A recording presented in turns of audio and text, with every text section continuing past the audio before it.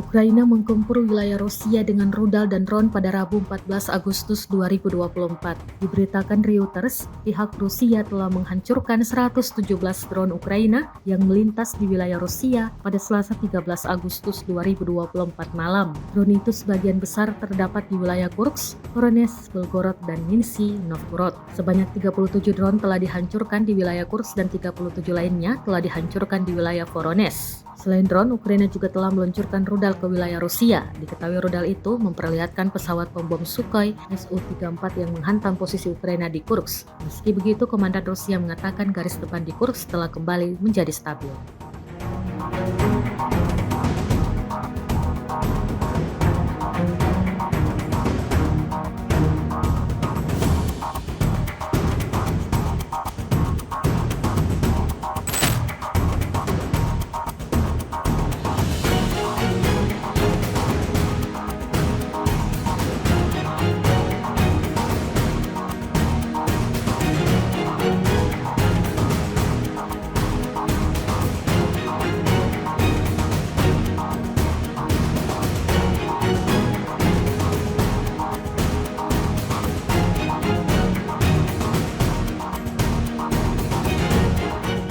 Download Tribun X sekarang, menghadirkan lokal menjadi Indonesia.